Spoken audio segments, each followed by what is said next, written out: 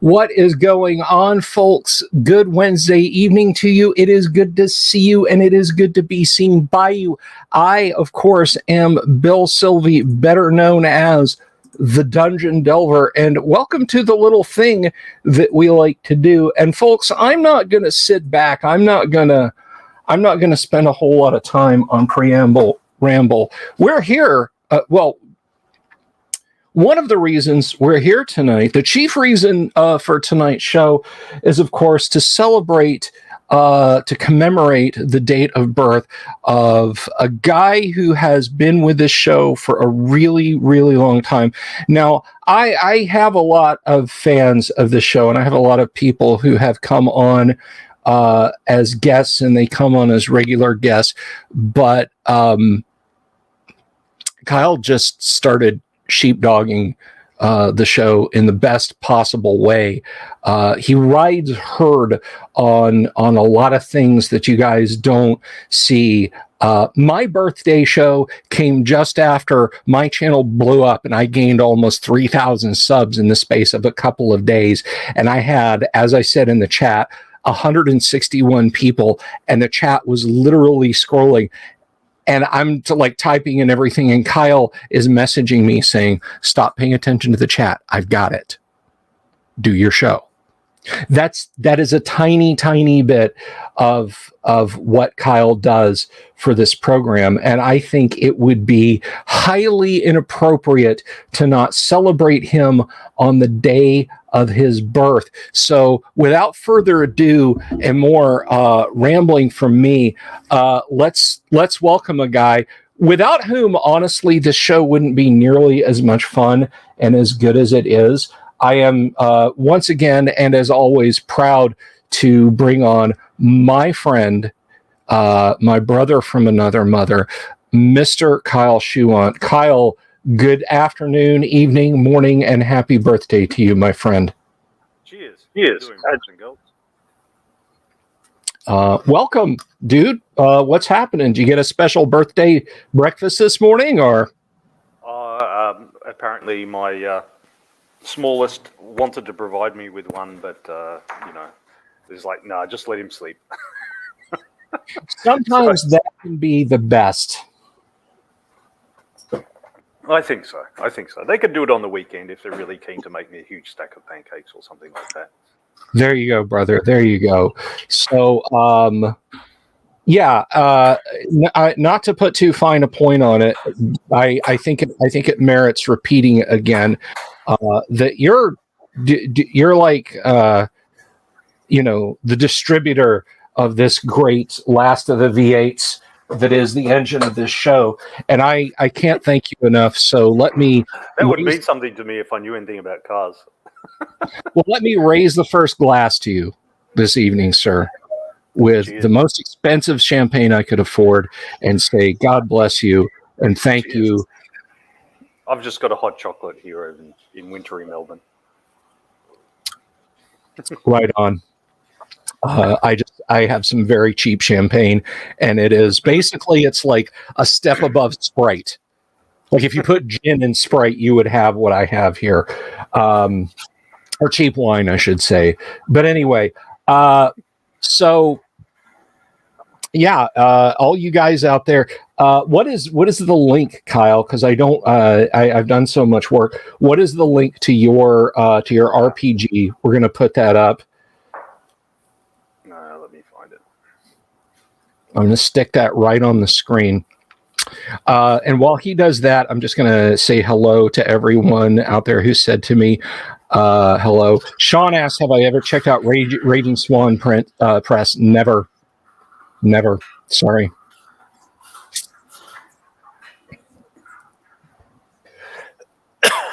There it goes, in print, because nobody reads PDFs. Exactly. PDFs are a large PDF collection, I think, is like having a large DVD collection. Do you really watch it? Do you really go over there and grab a disc a night and put it in and watch? No, you don't. Well, I saw a comment online the other day about someone said, my movie watching now consists of 2 hours of scrolling through Netflix and then watching nothing. And it's not so different from the old DVD video store days where you'd walk around for 45 minutes on Friday night and look at the 12,000 titles and come out with nothing. Yeah. Or it's 1988. You're in Blockbuster. You walk up and down science fiction aisle telling yourself, yes, I'm going to rent Tarkovsky's Stalker on 3 videotapes one day. Yes, I'm going to watch All the President's Men one day. You're just going to leave with a copy of Top Gun like everybody else, okay? Like every other person in the video store. But nowadays with Netflix, it's all personalized. It would be a bit weird if, like, you'd gone to the video store and it was personalized. That, like, the store owners going, "Oh, look, mate, this is what you want to watch." Based on the last movies you've rented, here, would you like to watch Days of Thunder, The Hunt for Red October? Yeah, true. I suppose it could have worked. Yeah. If you knew the store owner, they'd probably tell you when some movie was coming in, but you probably found out about it yourself already. Yeah. I mean, I'm old enough to remember when buying movies, just what that, like, if you knew somebody who owned a movie, it was like one. And it was in like a huge clamshell case, Yeah. Usually that steel gray Time Warner clamshell, at least here in the States, felt like the thing belonged on a library shelf. It was immensely expensive. It was like, it was $100 or something like that to buy a tape of a movie, compared to like $2 or something to rent it. Yeah.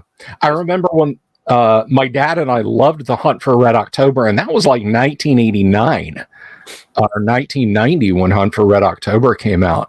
And I called up a local video store when that was available for rent because we really liked it. And I was like, "Hey, can I buy a copy of The Hunt for Red October?" And the lady was like, "We don't really sell videotapes." And I said, "Well, if I wanted to buy a copy, how much would it cost?" And I can hear her flipping through a book, right? She's like, "Let me look it up." Page flip. And then she's like, "Hunt is $89.99. Yep.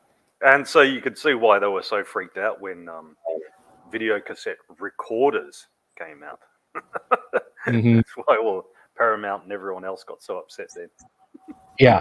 I think it was in the 70s, like before a format had even been settled on, because you can go all the way back to like 1971 and like Sony and Panasonic and Toshiba. It wasn't just beta versus VHS. There were like multiple formats of videotape that they were throwing to the wall. But Jack Valenti, may he rest in piss. He's an American advocate for the recording arts. He basically is why we have the MPAA in this country, who are very censorious about our film ratings: G, PG, PG-13, R, NC-17, and X. We have those because of him. A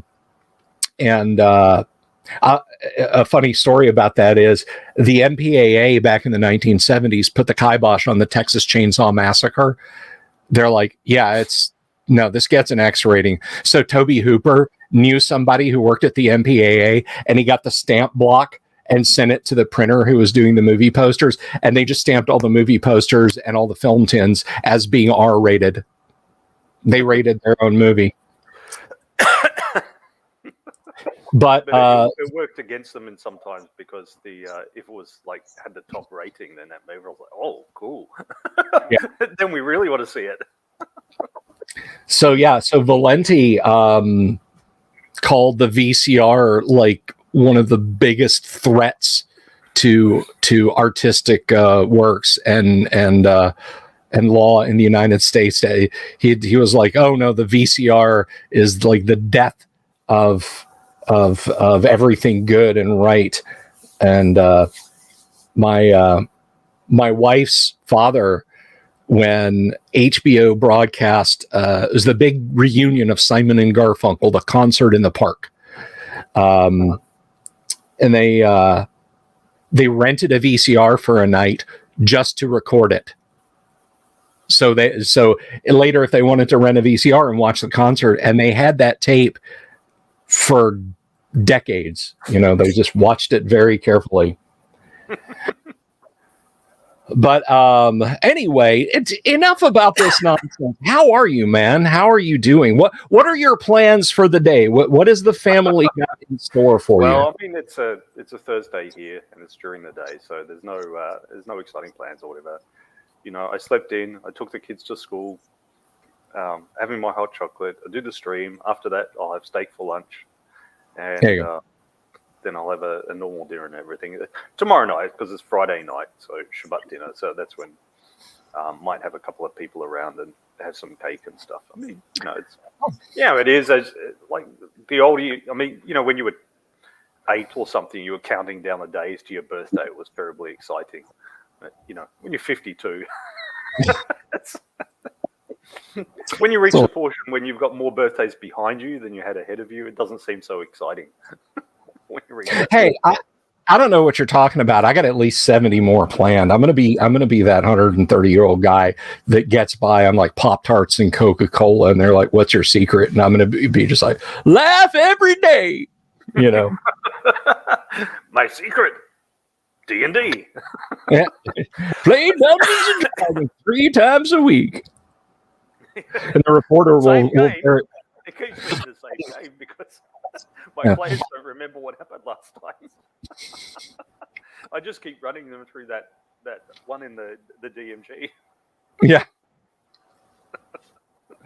Oh, we're horrible. Yes, Death Angels, it is winter down there. Yes, the kids are still in school there. It is winter down under.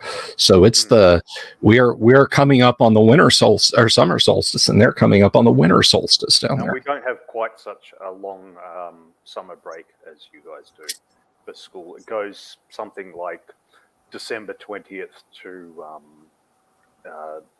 like the start of February. It's usually the first week of February. And usually the first day or two is they call them student-free days or curriculum days or something. They've got something like 4 or 5 days a year each school where they can just tell the students not to come in, so that the teachers can go on little courses themselves or sit around planning lessons or gossiping, or I don't know what the hell they do, but yeah. And then they it wouldn't surprise me if they're doing a bit of that. But yeah, that's probably the high school teachers. I think the primary school teachers seem a bit more conservative. Primary school teachers are, I don't know, they always seem more wholesome to me, because they're dealing with these 6-year-olds and stuff. Yeah. The ones who are dealing with the teenagers, I think, become a bit more bitter and cynical, and they're probably the ones who have a spliff at break, lunchtime. Right on. They probably need it. Yeah, there was a marine biology teacher in our down in the science labs of my high school, and this guy, he was like he was a dude. I am absolutely certain that this guy was I don't know if he was getting high at school, but I definitely think on the weekends he was probably putting on a little bit of Jimmy Buffett, a little bit of Grateful Dead. You know what I'm saying? Just kind of kicking back a little bit, which there's nothing wrong with that. We're all enjoyers and so on and etc. I think to a greater or lesser extent of some of life's tinier vices. Guys, get in right now. Buy a copy of Conflict for Kyle's birthday, or Super. If you want to get Kyle something nice and you already have a copy of Conflict, or for whatever brain-addled reason you don't want a copy of Conflict, I can't imagine, throw in a Super and put just somewhere in the description for Kyle, and I will make sure that he gets it when YouTube lets me have it. But let's show my co-host some love, because Kyle started coming on the show in kind of a strange time for me. I was low engine power. My starboard wing was starting to dip, and Kyle knew what was going on. It was not a great time period for me, and I think having a good co-pilot step up and say, okay, get in the engineers section. I got the yoke was really amazing, because otherwise I'd be sitting in that corner and you guys would be like, well, it's another episode of the nuclear bunker show. And Kyle, well, not to get all romantic or whatever, but Eric Fromm in his book Art of Loving, he was talking about all kinds of love, not merely romantic love, and there was no sex stuff in it. Don't worry. I like where this is going. He said he quoted another psychologist as saying is that love, and I would say friendship as well, the friendship kind of love, is a relationship where people respond to one another's expressed needs. And Fromm said this is wrong. He said, because if loving or friendship means anything, it means responding to unexpressed needs. You just know what they need. You know, it's like with your husband or your wife. They reach that little period of the day with the kids, and they're just sort of they're about to cry into their coffee, but you step in before they start crying into their coffee. And you're like, okay, you just go off to the bedroom, or you go outside into the garden and you sit there, and I will keep the children away from you for a bit, and then you just have a little bit of time to yourself, and or I'll take the kids out to the park or whatever. That's the classic thing. And I think the same's true of friendship as well. You recognize when your friend needs a little bit of help, and you don't even have to say, I'm helping you now, or whatever. You just slip in, start doing things, and that helps. And then you build the friendship further that way too. Because in all honesty, Bill talking about this, I don't remember precisely what he was talking about or precisely when. I just thought it was time to barge in. Well, and put me on the show too. Your barging was gladly accepted. And I mean, this way you get to be on YouTube and have a YouTube presence, and you don't have to do anything except hang out and be friends with me, which may be a pretty high bar anyway, right? Yeah, well, I mean, I had a YouTube channel for my gym. It's still there, but I don't use it that much because there's not that much to say.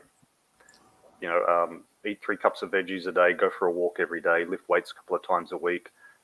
When you lift weights, start easy and build up. Squat, push, pull, hip hinge, loaded carry, start easy, build up.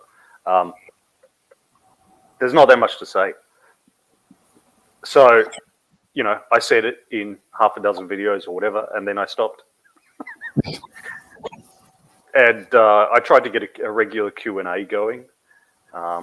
Called Schnapps with Schuant, and I sat after everyone had gone on Sunday night, I sat there drinking, and I said, I'm here to ask all your intelligent, insightful questions and the other ones, and drink schnapps. But I found I was drinking too much schnapps because I drank a shot for every question, and the stupider the question, the bigger the shot I poured myself next time. So by the end of the videos, I was getting pretty loose. And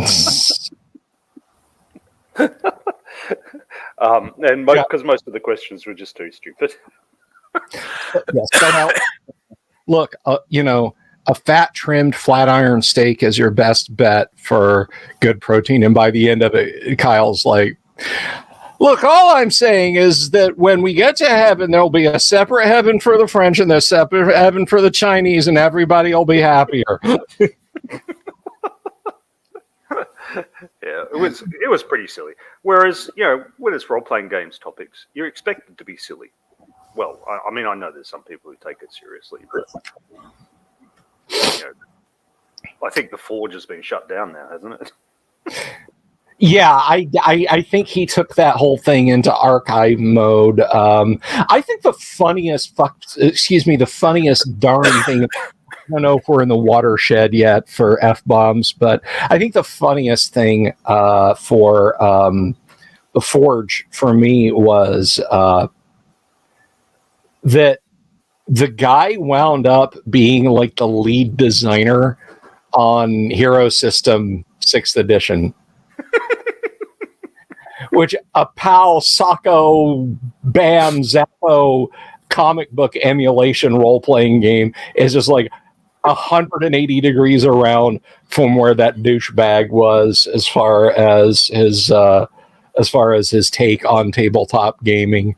You know, he's like, he was the guy that was like, what was it, Dogs Within Vineyards and Poisoned and Sorcerer and just a whole bunch of that forged nonsense games he pushed in the middle 2000s, and then he wanted to, I mean, that's like going from penning articles for the Utney Reader to, you know, writing the bullpen bulletin section of the X-Men comic books.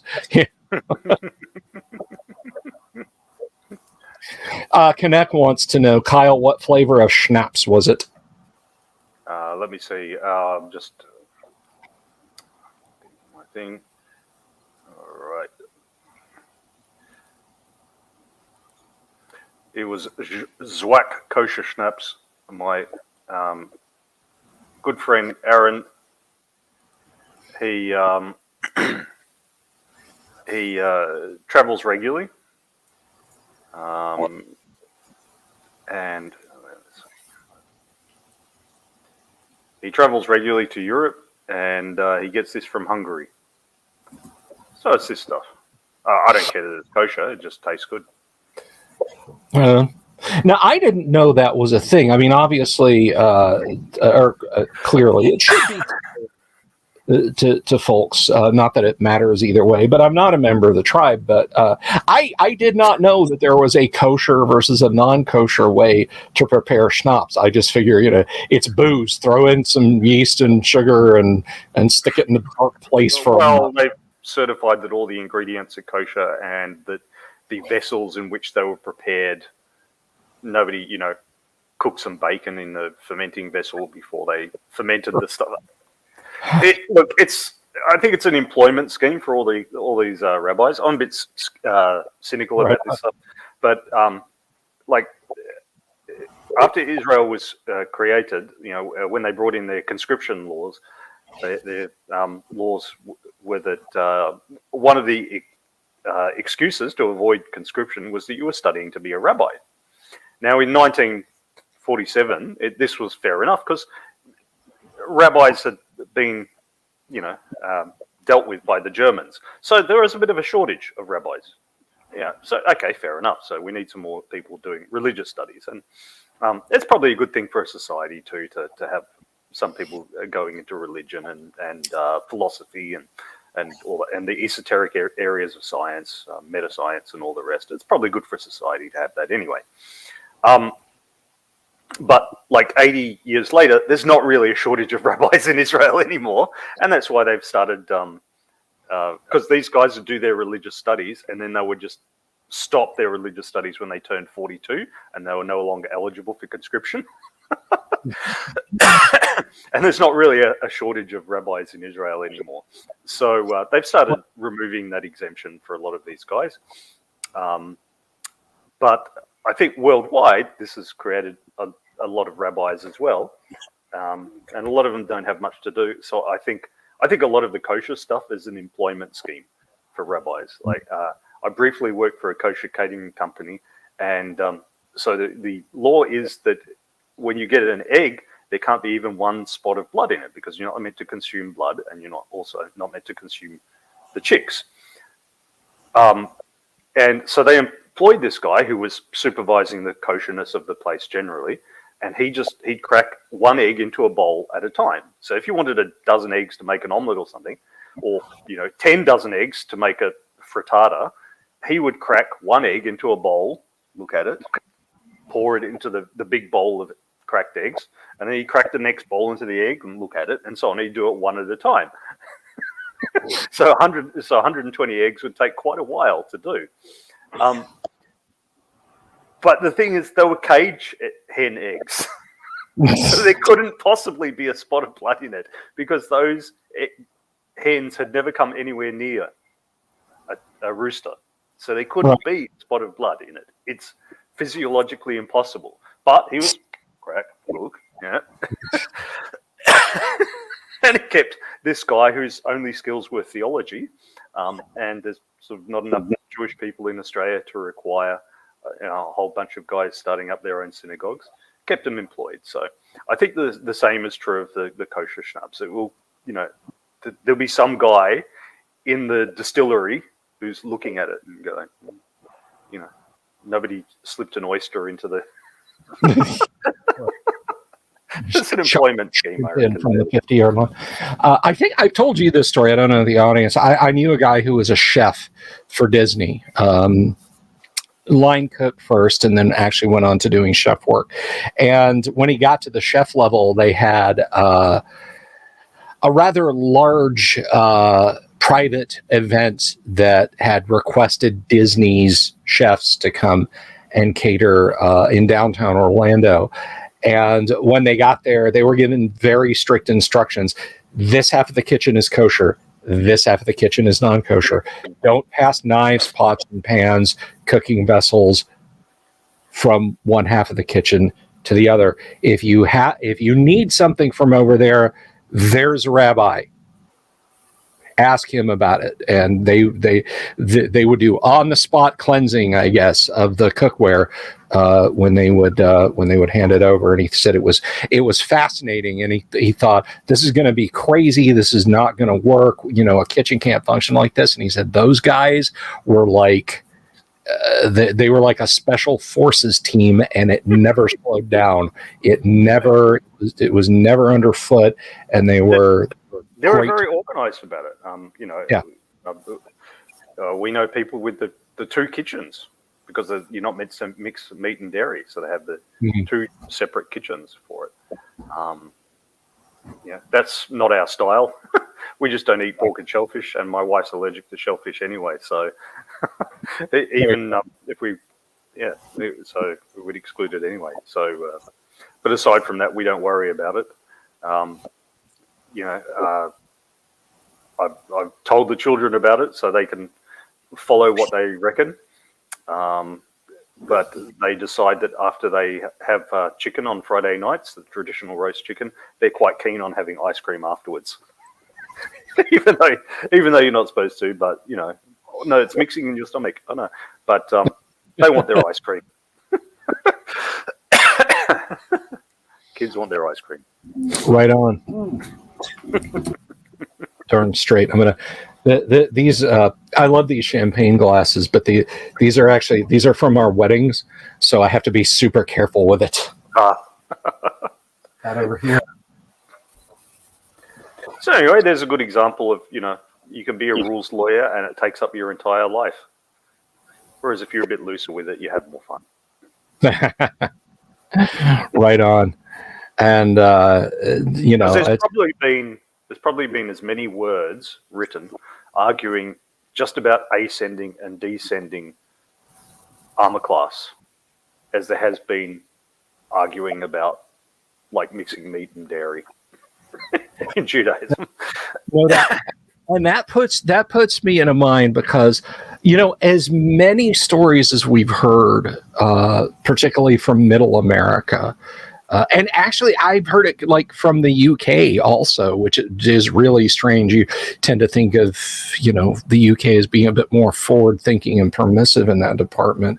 But of moral panic over D&D, I have heard an equal number of the guy who got me into playing D&D was my pastor, was my youth pastor, was my priest, was my rabbi. And so I wonder... Logic dictates with the broad base of D&D players, if we assume over time that, let's be generous and say 20 million people the world over since 1975 have played D&D enough regularly to call themselves a D&D player, that there would have to be at least a couple of Hasidim who played. What would it be like to sit between them and hear them debate over whether or not magic weapons and armor weigh half or magic weapons and armor weigh nothing? I would pay good money to be a fly on the wall during that discussion. There's an old saying that 2 Jews, three opinions.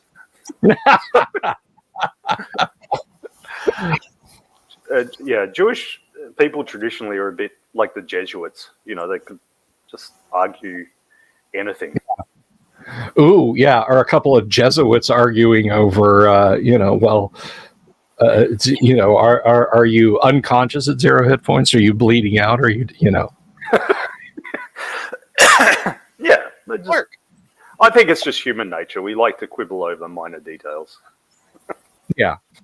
I mean, you could do a Vincent Price Last Man on Earth, and if that unlucky or lucky individual found someone and they both happen to play RPGs, I guarantee you 2 out of the 24 hours they had every day to prepare for the zombie hordes at night would be spent arguing over RPG rules. I've just had a mental flash now of like the 1950s and 60s fallout bunkers that people were encouraged to build in some parts of the world. And there'd be all these plans, and they tell you to take board games and that. I would say, don't take Monopoly. Imagine being locked in a bunker with your family with nuclear explosions and fallout outside, and you're playing Monopoly. Holy crap! You would either house rule it to the point where it's like cooperative-opoly, or just burn it for warmth because, oh my god, a nuclear. There's someone would be sent out. Someone would be sent out into the wasteland. Yeah. And you are exiled. I'm not a fan. The idea. I've read all the plot synopses online, and The Last of Us and The Last of Us 2 just strike me as being horrifically depressing, soul-crushing games as far as absorbing the meta story. There is a point in The Last of Us 2, I think, where you work through a bad guy's hideout, and one of the rooms is the table is literally covered with Warhammer stuff. Yeah. There's D20s, there's miniatures, there's terrain, there's D&D stuff. There's basically a D&D game has been set up. I mean, they call it something else, but it's a D&D game, and there's a little thing. There's a glass display case of Warhammer stuff. And then I think also of what is it in Fallout? There's a board game you can find, and you can literally scavenge it for like 2 wood resources and 1 nuclear resource, and it is a nuclear. It's D&D in all but name in The Last of Us 2. It's the old card game from the late 60s, Nuclear War, in all but name, that you can find copies of scattered around the wasteland and loot for 2 wood and 1 nuclear resource. Presumably, they have tritium-covered cards or something like that.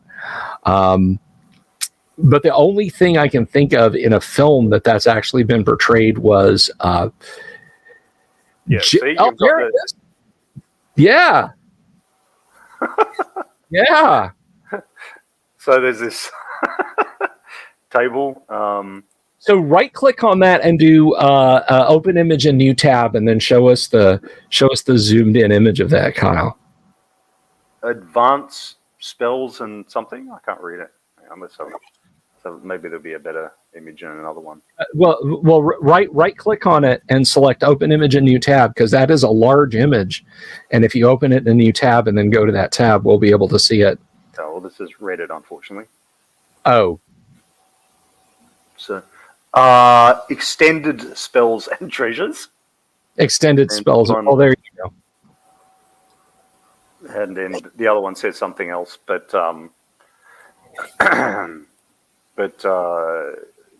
somebody else has zoomed in on the character stat cards. Zoomed in on the DM notes. Cyros. So he's got hit points 30, AC 13, power points or something 10. See? They've got all these different numbers for them. I would be shocked if somebody hasn't come up with an advanced spells and whatever tabletop game. Yeah. And it's in the same apartment that you're wandering around in that you see little figurines.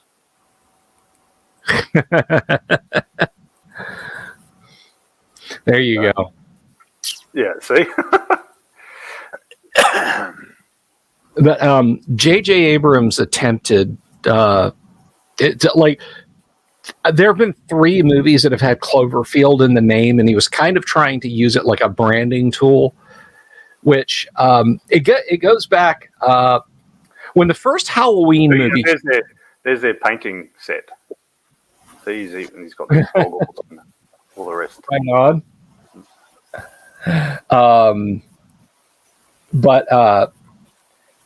Yeah, so the first Halloween movie was actually the idea with Halloween was that they would have, like, the first Halloween movie would be about Michael Myers. The second Halloween movie would be about something different. The third Halloween movie, of course, the Season of the Witch, and actually shows a scene from Halloween playing on TV, that they were going to kind of do an anthology series of movies and release them every Halloween, but everybody just wanted to see more and more Michael Myers over and over again, so we never got that.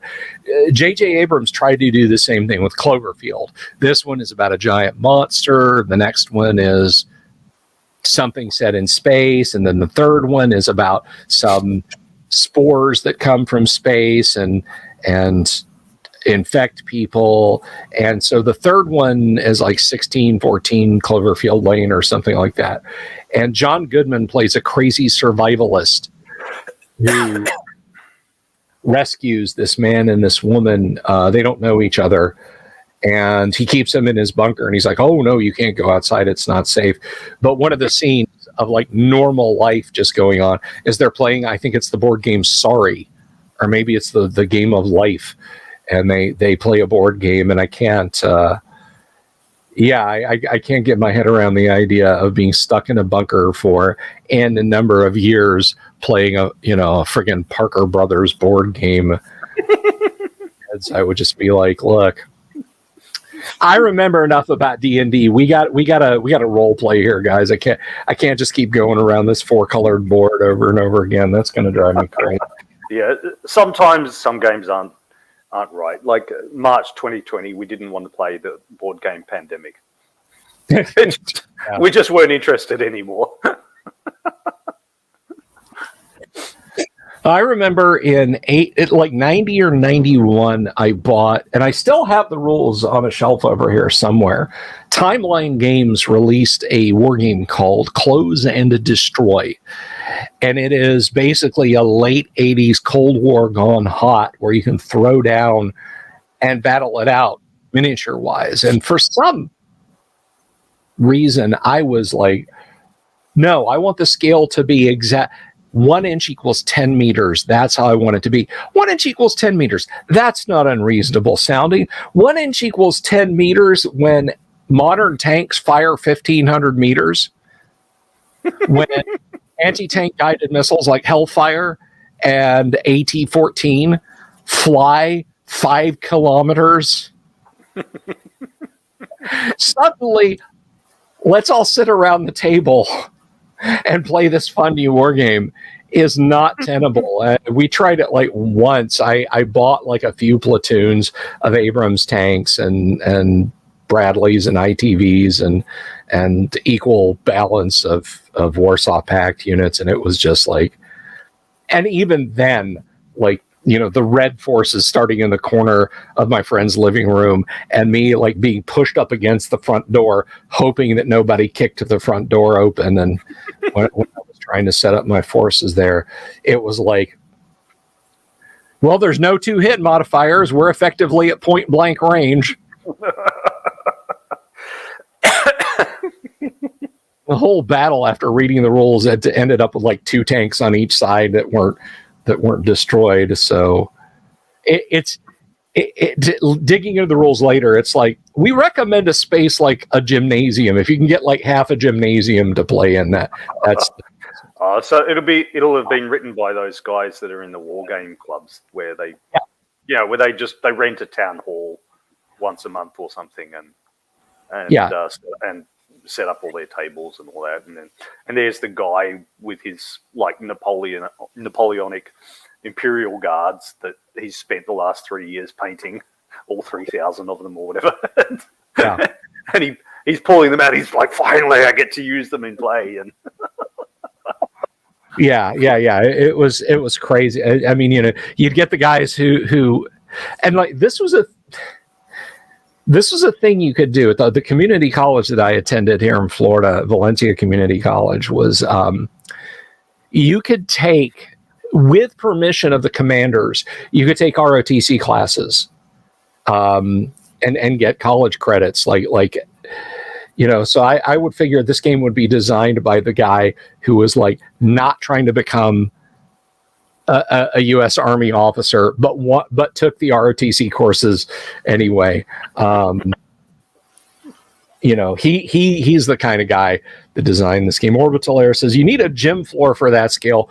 100 meters per inches is better. Absolutely, yeah. If I was going to do it again, I mean, it's very neat. It's a very neat scale to say 1 inch equals 10 meters because an Abrams tank is 10 meters long, and the CNC or GHQ models of the time, an Abrams tank was 1 inch long at that scale. So you would have perfect scale for your models, but it's just not tenable to do. It's not unless, again, as Kyle says, you can just go tell the guys at the VFW, hey, can we have your hull for a Saturday and a Sunday?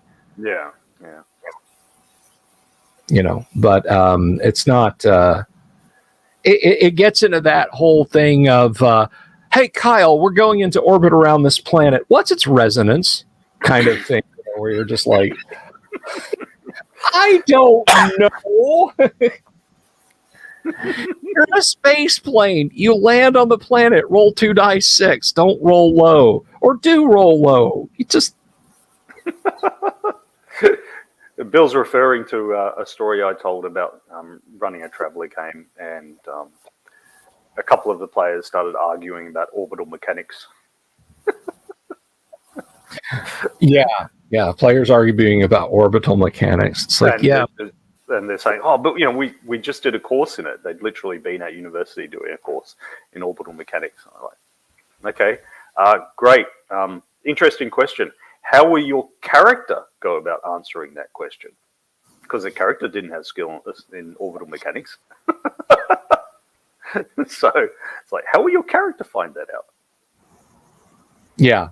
You got to turn the whole meta knowledge thing that players like to do. It's like, I want to build a gun. Well, logically, I would think that things that burn fast would cause something to fly forward. You can turn that inside out on them and say, okay, so you get some very dry twigs and you put them in a barrel. Yeah. You ain't Jim Kirk and that ain't a Gorn. So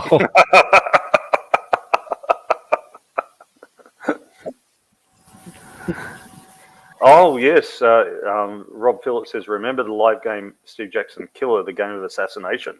I remember that being played around on university campuses in the 1990s. Mm-hmm.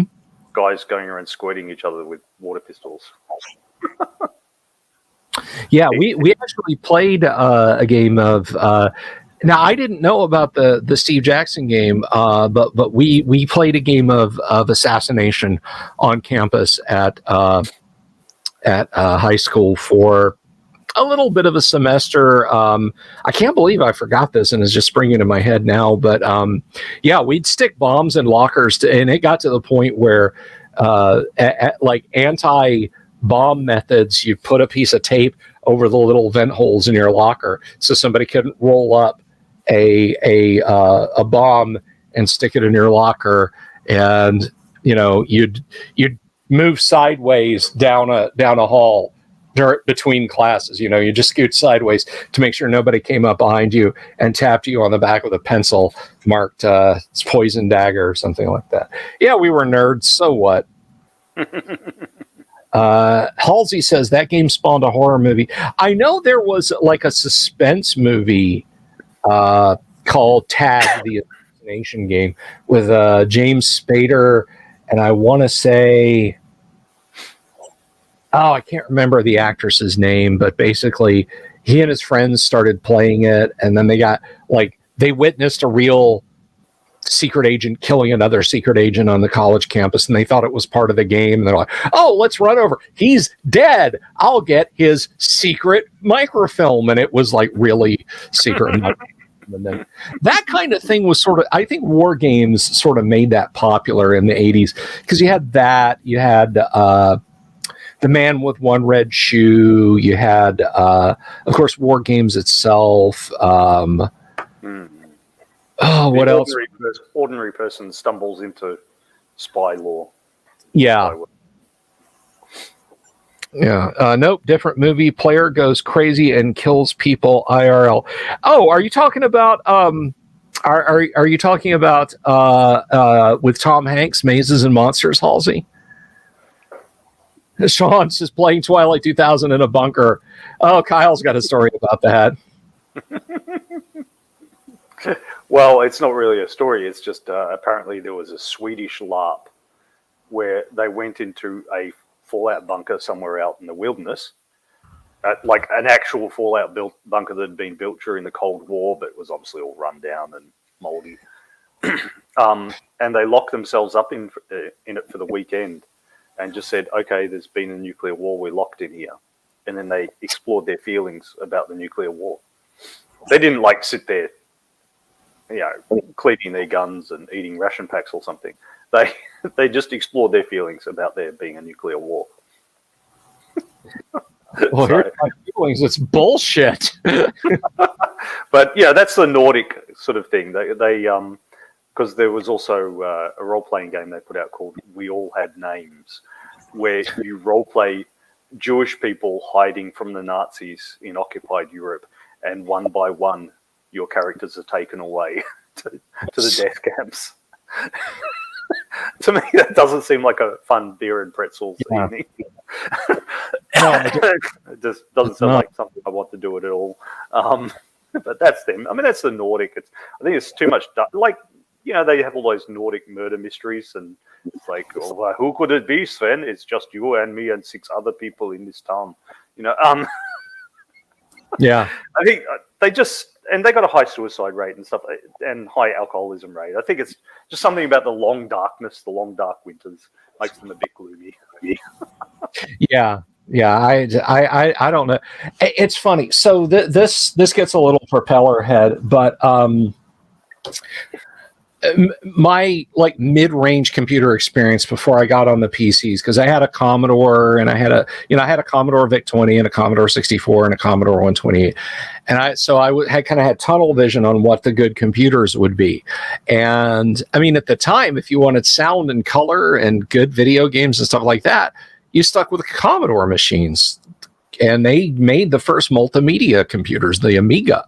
And I stuck with those. Well, they weren't big in America because Commodore fumbled at the goal line and let Apple and IBM run it back for a game-winning touchdown against them over here. But in Europe, it was huge. So you had a great, huge number. The Amiga, you just couldn't find them in the US unless you wanted to mail order from California or Pennsylvania, and that was it. But the European programming scene for the Amiga is the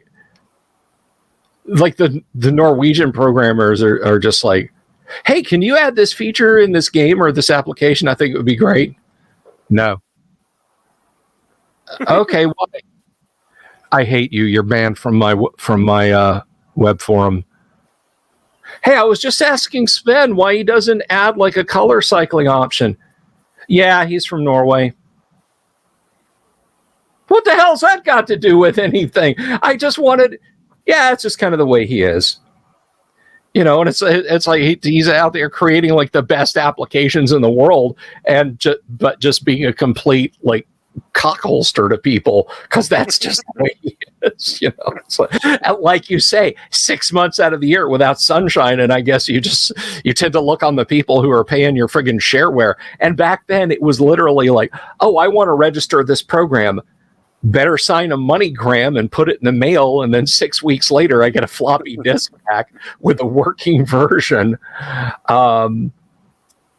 You know, it was a completely different scene, because the shareware scene when I was a kid for the computers here in the States was just like, heck yeah, man, here's a stack full of disks, copy those suckers. And not really the same in Northern Europe. What can I tell you?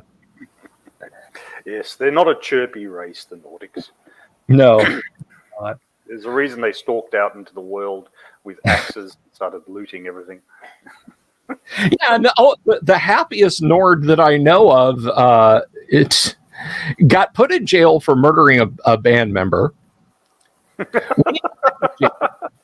He burned down the historic churches and said, I did it, and when I get out of prison, I'm going to do it again. And then when he was out of prison, he and his girlfriend were arrested.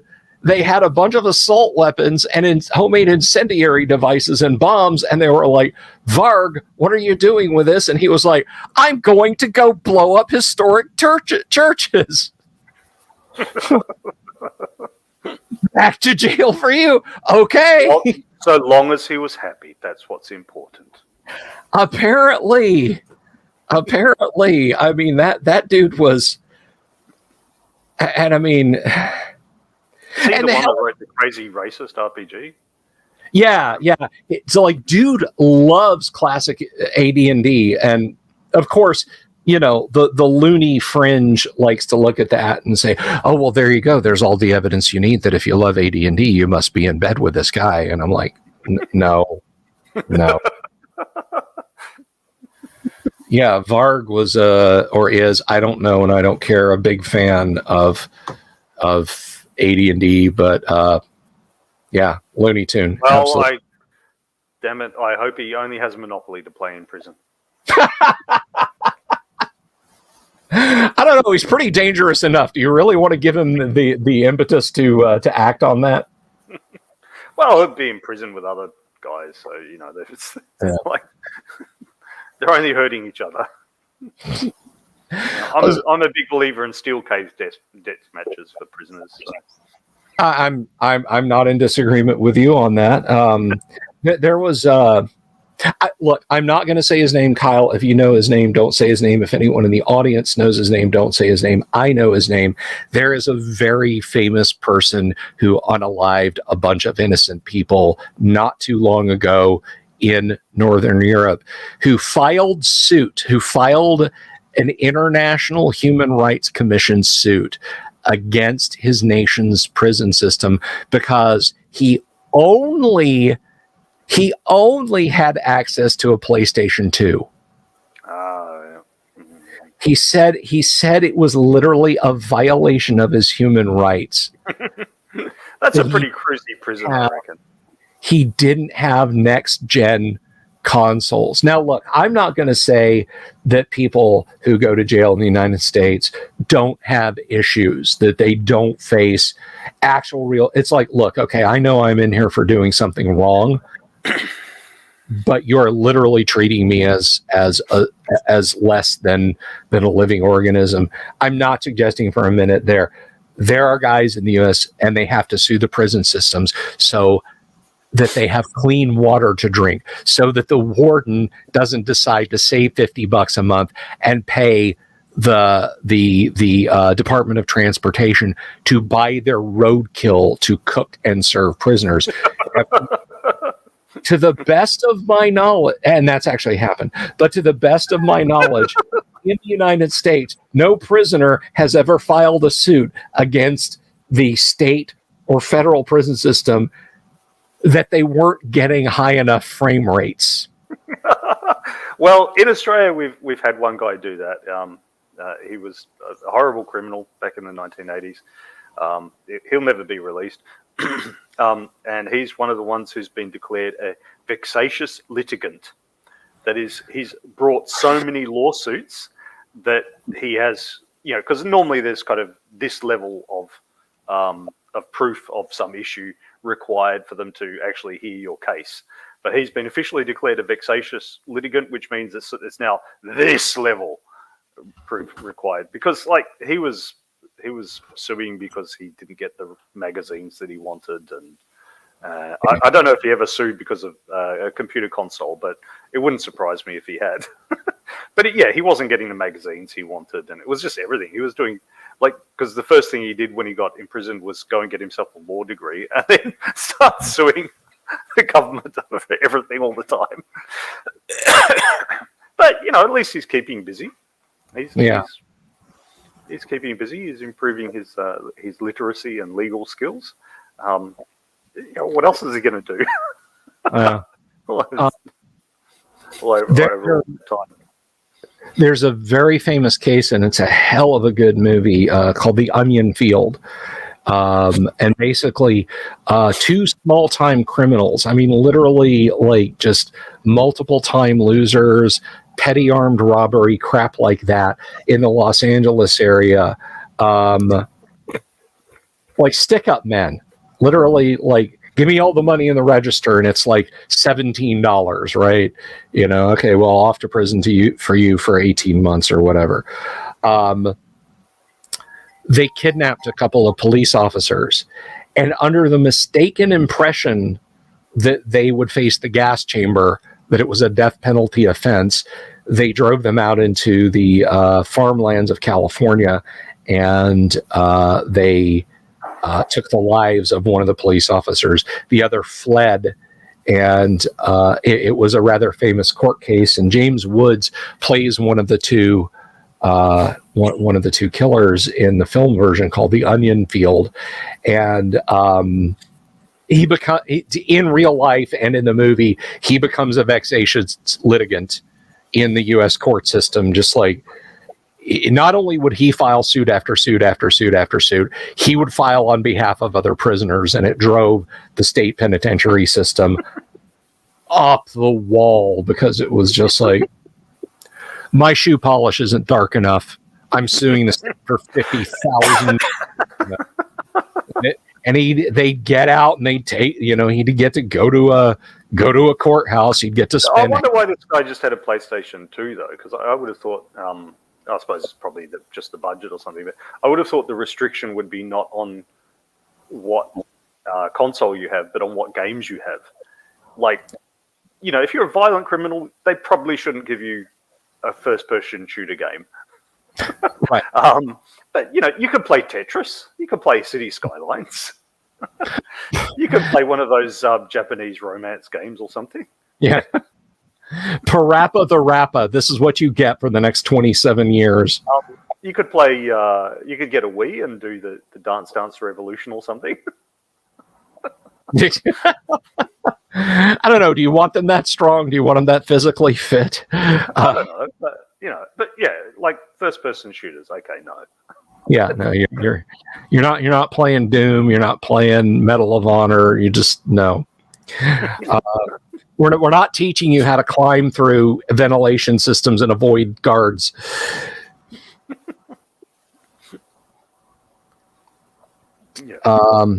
Jacko says, Vargas mellowed out, still has absurd beliefs, but has a wife and kids, hasn't gotten in trouble lately, and is focusing on his providing for them. Close enough to a redemption story. Well, good for him. I just thought it was ridiculous when the guy would get arrested, just what are you doing? You're not supposed to have these. Well, I'm on my way to burn down a church. We would really like it if you didn't do that. Well, I'm going to do it unless you arrest me. You're under arrest then. Still, Mongo says, I worked in a psych hospital that didn't allow Zelda games because of violence. Okay, well, I guess the shrinks know better than us what stirs up the inmates. Yeah, I can absolutely believe it. John David, you get to spend your birthday with Bill. There you go, Kyle. Let's see.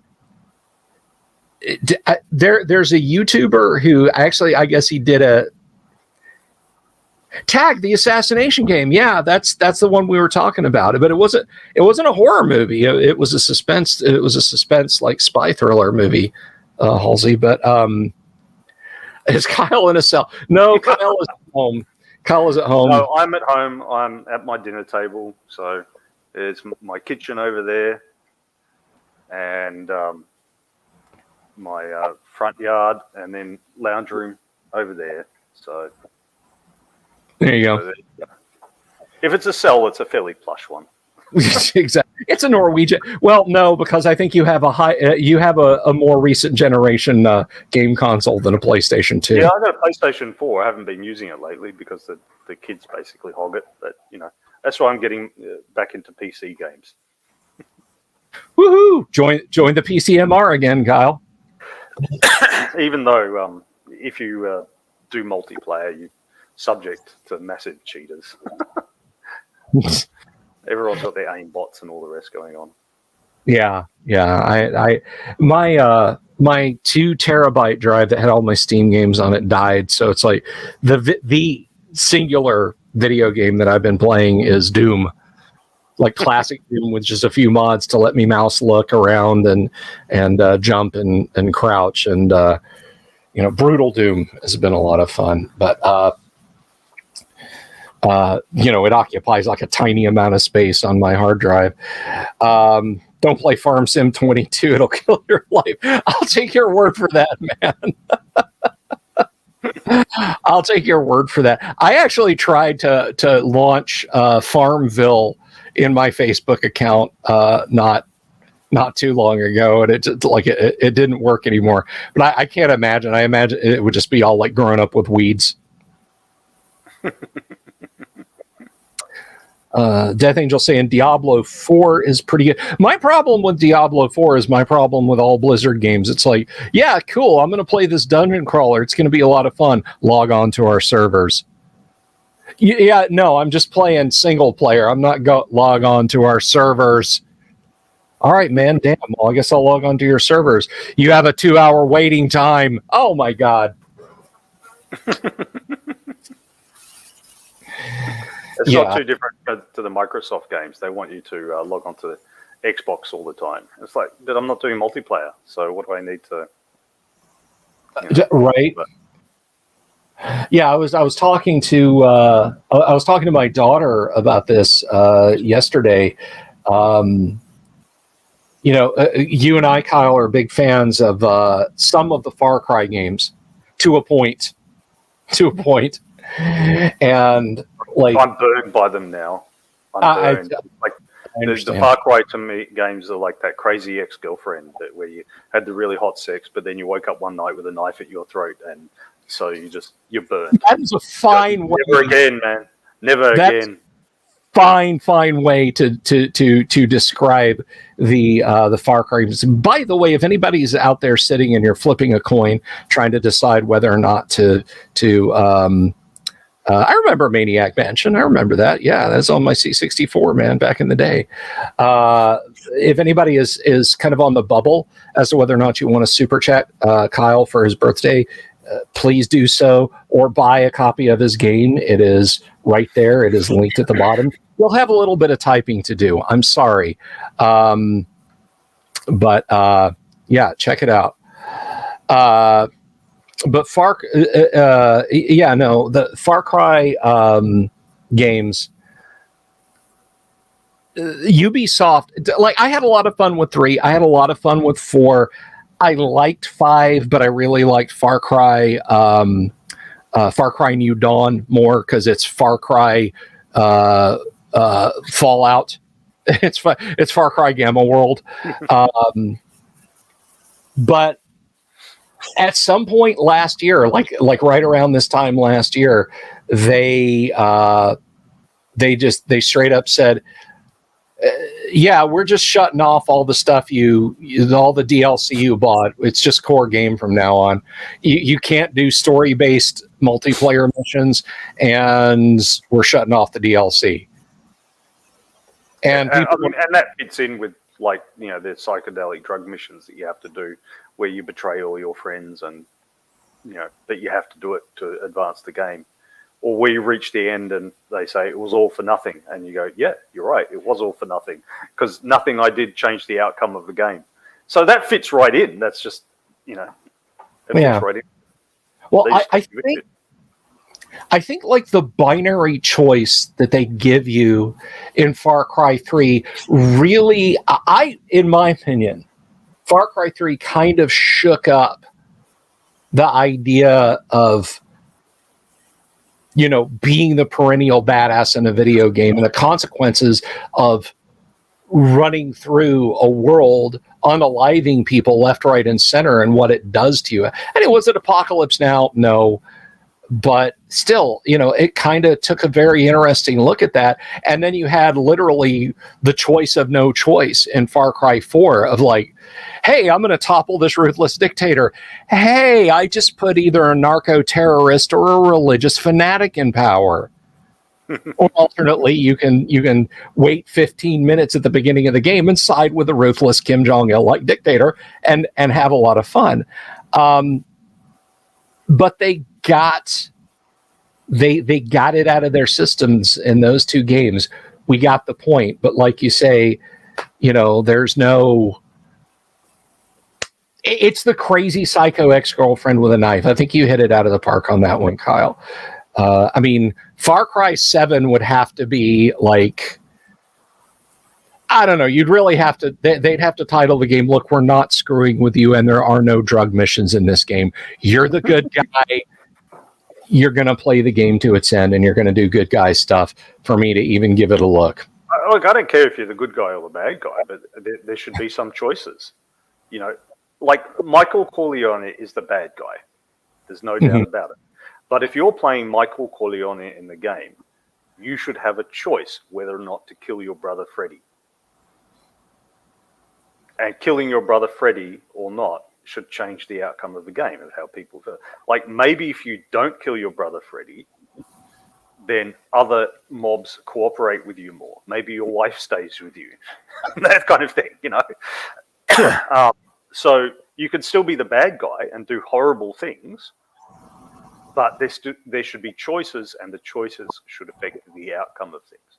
I think something that did this fairly well was Fallout 4, where there were those different groups. You could go with the Institute, you could go with the Raiders, and so on and so forth. And it changed the outcome of the game. After the game, would there be like Institute androids just wandering around, or the Brotherhood of Steel, the Paladins, or whatever they were called, wandering around, and so on. It changed the outcomes. It was your choice. And you could be a bad person or a good person. It was your choice.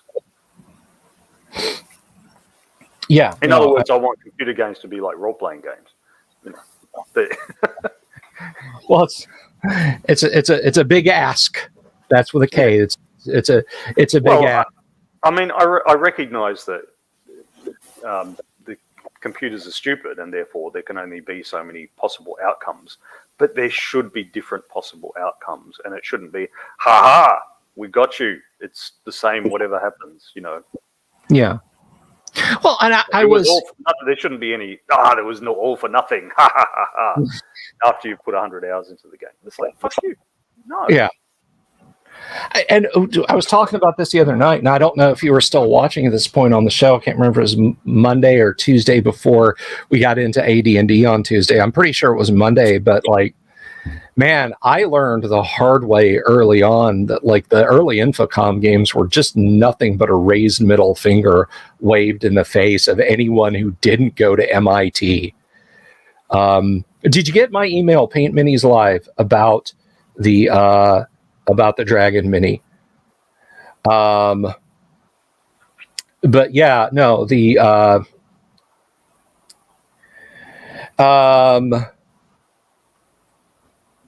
no, I don't know if I actually played with her, John David. But anyway, it was literally just a pickup game. Some guy ran over and said, "Hey, do you want to come and play?"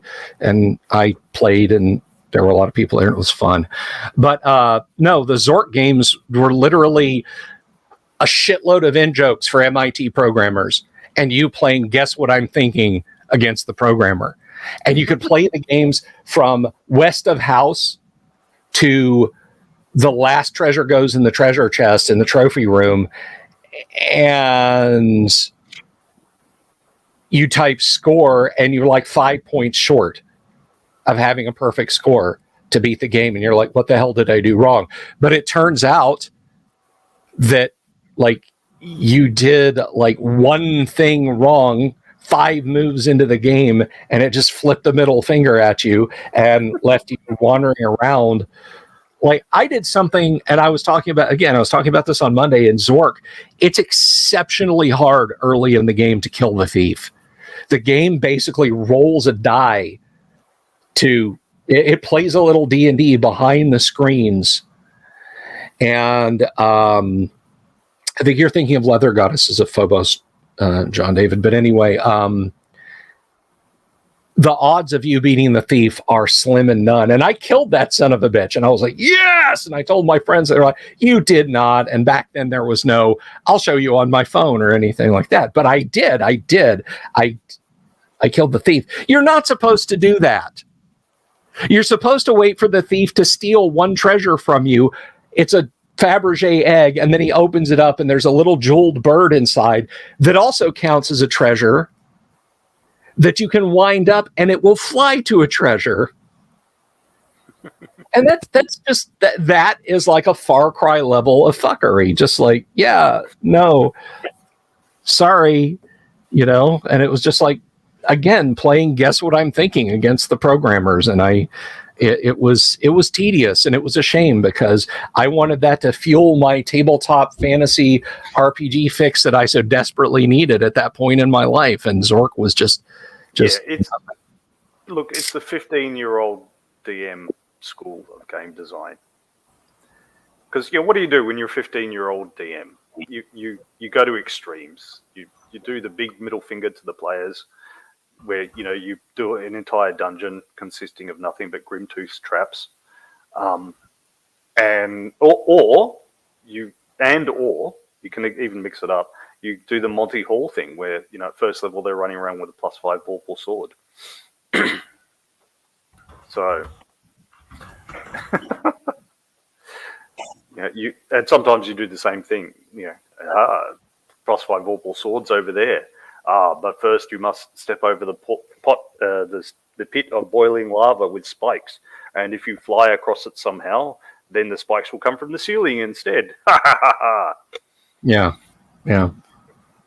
And it got worse as time went on, like with the point and click adventure games, and they're the pixel bitching. Pixel bitching, yeah. That was the Mucheva's term, I believe.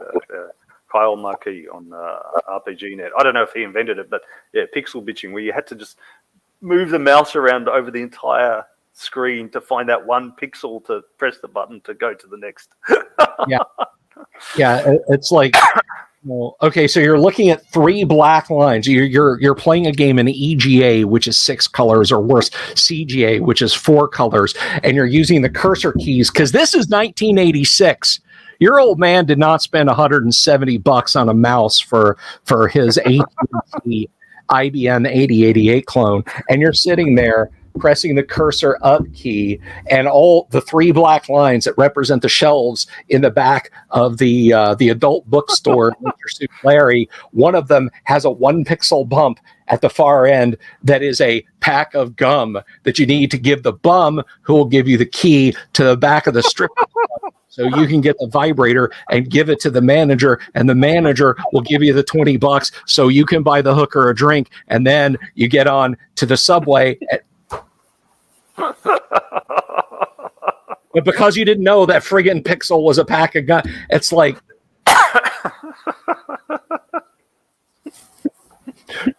remember when video games fun?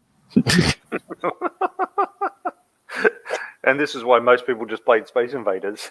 This is why Doom was such a big hit. I have a shotgun. Those are demons. Blam, blam, blam, blam.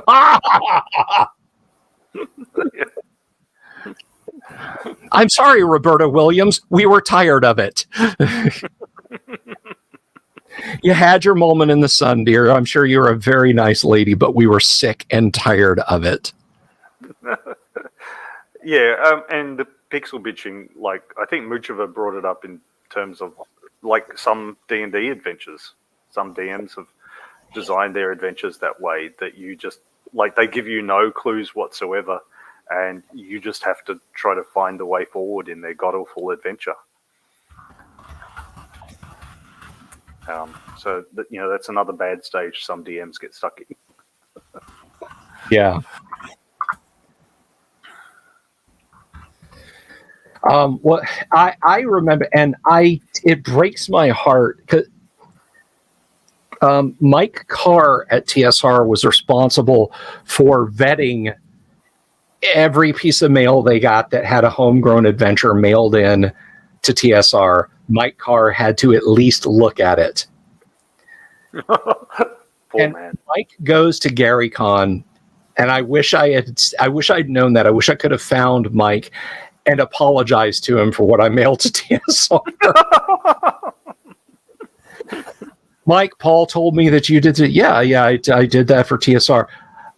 I'm so sorry. I'm so terribly sorry. If you have it with you, if you want to give it to me, I'll take it back home.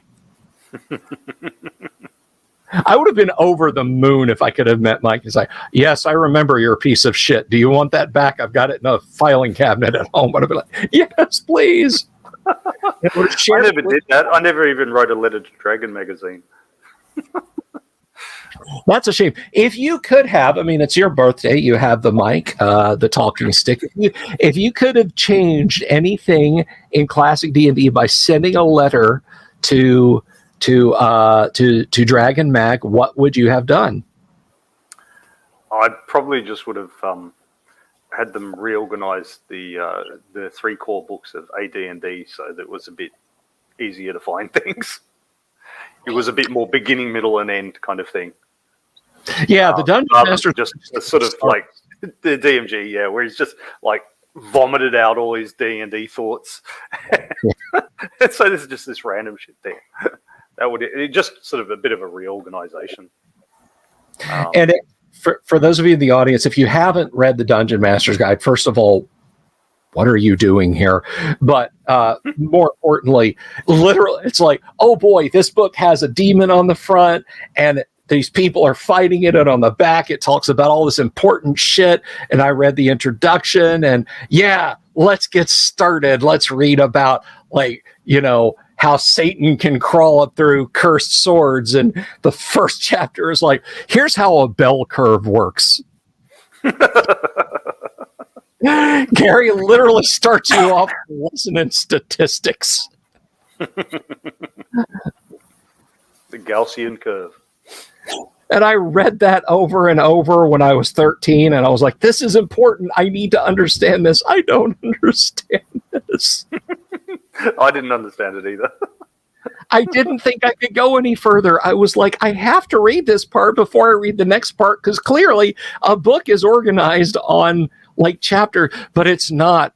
Gary read too much H.P. Lovecraft and said, well, I got to make this thing like the Necronomicon. And it just kind of weaves in and out. And boy, does it ever. So yeah, if you could have had the golden ticket and made TSR yours, better organization, and I think AD&D probably would have been better for it.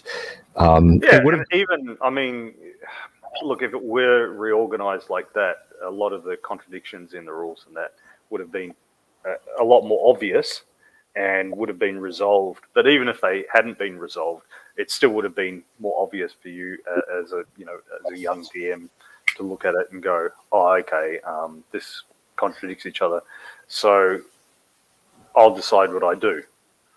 Whereas if you just found one piece, you were all enthused and figured you knew what you were doing. Whereas when you know, and then later on you found another piece and you went, oh, what the hell's going on?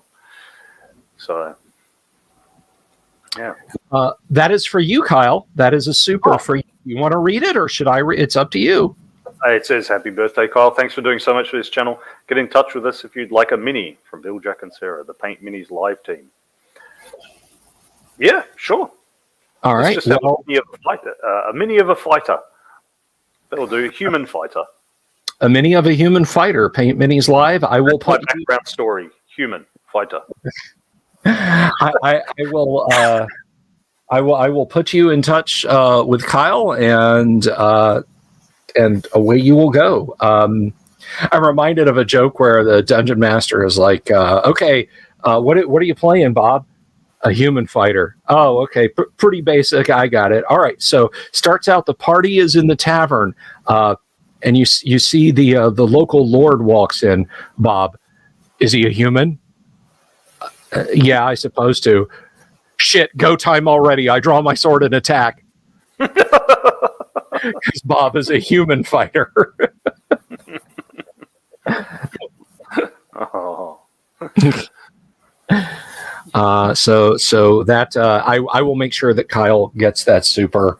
Thank you very much. Paint Minis Alive. And anybody that wants to throw in for Kyle, just throw in a happy birthday, Kyle, or this is for Kyle, or whatever, and he will get it. When I get it from YouTube, he will get it, and I will shoot that to him. But so yeah, there you go, Kyle. You'll have. Is this like will this be like your first painted metal mini? First in probably 30 years or something. Yeah. There you go. Well, because I mean, the reason I don't buy minis is that I can't paint. You know, I suppose I could develop the skill over years, but I'm not inclined to. As I've said before, you know, people have asked me many times, you know, do you like minis? I think they're great, little painted minis. It's just that it's you know, you've got to have the skill to do it, and it takes time to develop. This time I just not really inclined to give it that amount of time. I'd rather spend it on preparing adventures and stuff. Yeah, I mean, it really is a hobby unto itself. It really and truly is a hobby unto itself. Like, there's a guy, he is an exceptionally talented painter. Anyone who is serious about learning how to paint minis, if he has the openings and you have the time and you have the money, seek you out Sam Lenz, Lenz, on the internet. He is a crystal brush winner. I don't know if he's a golden demon winner, but he's definitely a crystal brush winner. Hell of a guy. I should have him on the show. I actually video conferenced with him, but not show related, ages ago. But I should reach out to him again and see if he wants to come on the show and talk about his craft. But Sam has been minis painting for 20 years, maybe 15 years. He just started gaming a few years ago. He didn't game. He painted Warhammer minis and D&D minis and stuff like that, and was not a gamer until he picked up and started playing Tau for 40K and a D&D game. The miniatures hobby can subsume all of your spare time. And I mean, you know, I do the show. I'm getting back into doing videos and stuff like that. So I've said to the audience, Kyle, and I don't know if I mentioned this to you, but after the Great Underground Online Gaming Convention, I'm taking a week off. I may paint some. You know, I haven't looked at a brush in forever. I may take some time and just speed paint some minis. Paint Minis says, you crush on Sam Lenz. Sam's stuff is simply amazing. I got a pretty darn good compliment from Sam. I did a nude study that I showed him, and he was like, you are, his words were, you're 95% there on that nude study. He said just a little bit deeper shading in the folds of the skin. And I took that as a very high compliment from Sam. But yeah, Paint Mini's going to hook you up, Kyle. And, you know, there you go. And for those of you who may have missed, Paint Minis has got in the queue my Red Dragon, my Grenadier Red Dragon, which I'm going to be sending to Timothy. So I'm pretty excited about that. I've played with minis when other people have brought them along. Mm-hmm. That's been great. Yeah.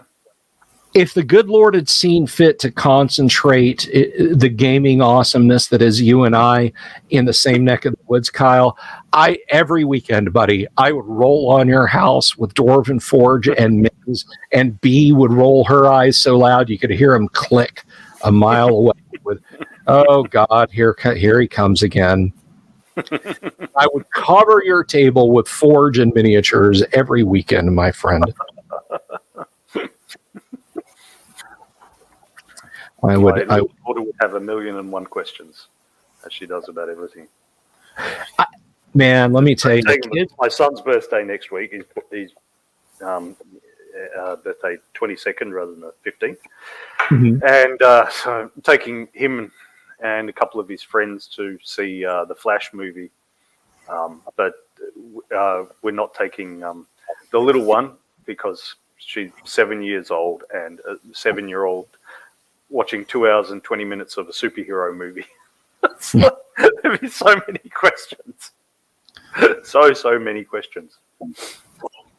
It's good to have intellectual curiosity and all that, but 2 hours and 20 minutes over the movie, it's like, oh my God. It does. And plus, yeah, I think it's one disadvantage of being an older parent, being 52 with a 7-year-old. Like the other day, they had a day off school. They had one of those curriculum days. And it was a day of her watching TV and doing cartwheels, watching cartoons and doing cartwheels while she was watching the cartoons. I took them out to the park for a bit, and it just didn't tire them out. It was just more cartwheels and more questions. And I felt about 72.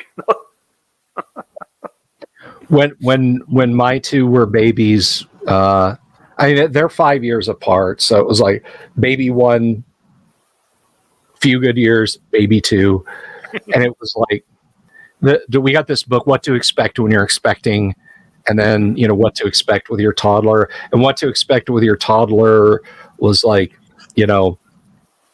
it's in a nutshell. It wasn't cruel about it. It wasn't ironically, nasty about it, but it basically said, put him in a stroller, walk him around the neighborhood a few times, come home, nap time perfected. Oh, no.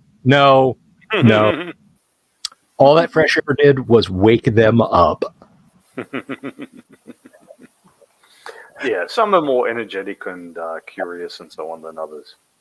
Some are a bit dormant. That's what the Kiwis call someone who's a bit stupid, dormant, like the volcano. It doesn't react, it doesn't erupt or anything. It's just dormant. Some kids are a bit more dormant. They might wake up one day explosively, but in the meantime, they're just lying there quietly. So some kids are like that, but other kids are volcanic eruptions. Right on. That devastate the landscape. I came out one morning as we had been playing. This was before this got fully converted into a game room. It was still like a storage room. And when the group would come over and we'd play on Saturdays, we'd play at the dining room table. And I was sleeping one Saturday morning. We'd had the lads over, or maybe it was Friday and then it was Sunday. I don't know. But I get up and I come out, and Colleen is like waving her hands, like getting me to stop. And of course, when you're bleary and asleep, you're like, what? And you just keep going. And she like physically restrains me and is like, look. And I look around the corner, and my 7 and 2-year-old are playing with my Dwarven Forge and their little hard plastic My Little Ponies. And Charlotte was making up rules on the fly for rolling dice to see if the ponies could do what they wanted to in the little castle that they had made out of the pieces of Dwarven Forge. And I thought it was one of the most adorable things I've ever seen. And it was quite. That's what Clash Bowley says. So Clash Bowley is a Flying Mice Games.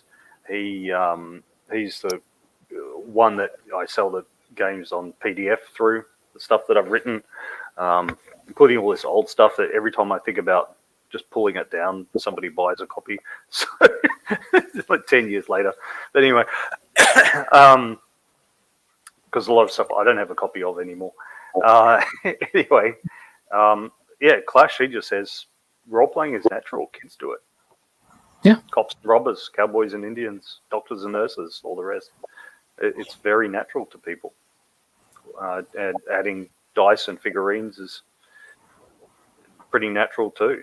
If they have dice and figurines of some kind, they will often add them to their role-playing of stuff and make up their own little games. A question from Paint Minis. Any similarity? Well, you're a birthday boy. You read. I'm stepping on you. Any similarities in being a parent and being a role player? Ever use social skills from the tabletop for parenting?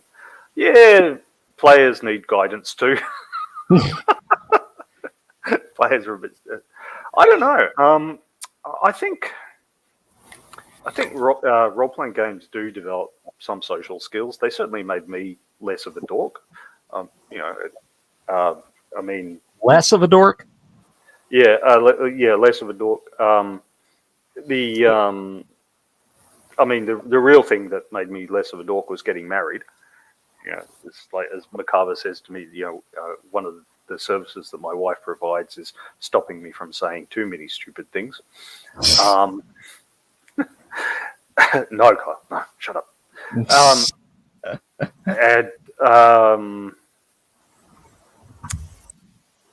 So I think, role-playing games do develop some social skills because, you're sitting around a game table and you're waiting your turn for a start.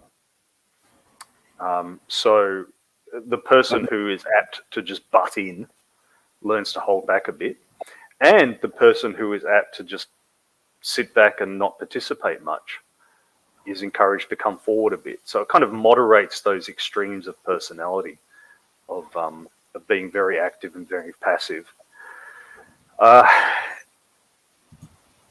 And as well,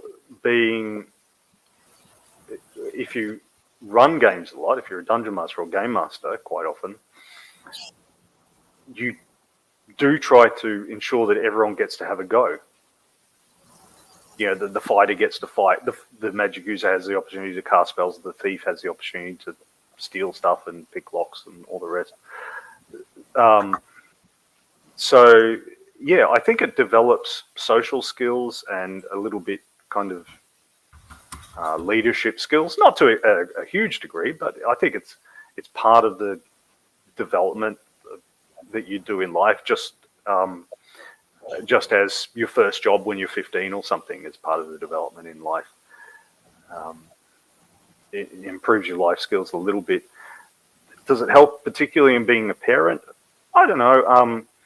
I think perhaps, apart from those general social skills, perhaps the sense of play. Because play is natural to all humans, but as we grow up, we often stop. Some people will play computer games and that, but some people, once they get into university or a job or straight into work or whatever, and they settle down to that 9-to-5 routine of life, they stop play. They stop just that unstructured, unplanned play. And if you stay in the role-playing game hobby, it reminds you to keep doing that. When you have kids, you are going to have unstructured play, whether you like it or not. It's going to happen. They're going to come up and say, Dad, Mom, and they're going, come play with me. And you're like, well, what the hell are we going to do? You're 3, you can't play chess yet or something. And what the hell are we going to do? And they're going to drag you along, and they'll pull out their dolls or their blocks or their Lego or whatever. And chances are there'll be some aspects of role-playing to that. Yeah, I mean, I say sometimes I get up in the morning, come to have breakfast. My kids have already had breakfast. And my son, who's about to turn 12, and my daughter, who's 7, are playing chess.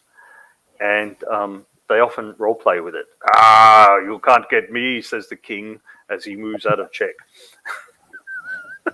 So they add role playing to it. Yeah. So, I would say probably role playing helps in social skills generally, which of course is going to help in being a parent.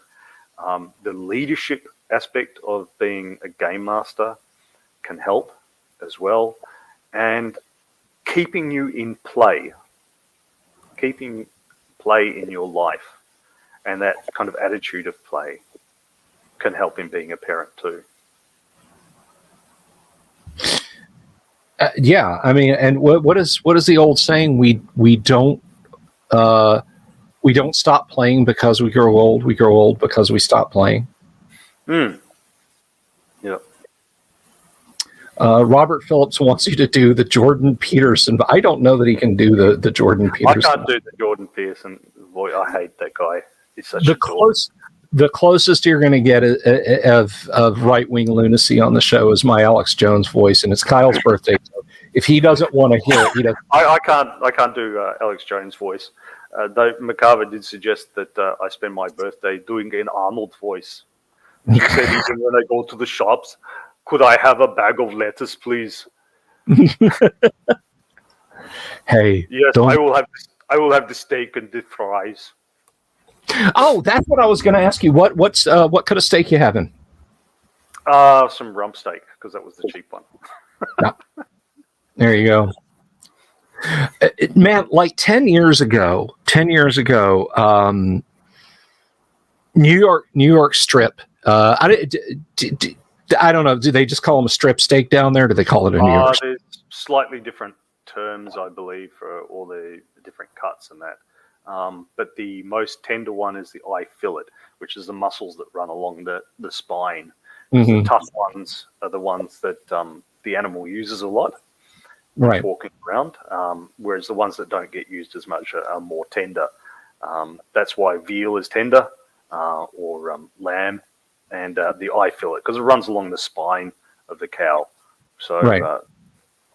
That tends to be more tender. So I don't know what New York strip is. New York strip. Let's see, because we gotta educate you on this. But a ribeye is eye fillet here in the States. But ribeyes, like, it's like $6.50 a pound. Eat ribeyes till your stomach's going to explode. We don't care. But here, your New York strip.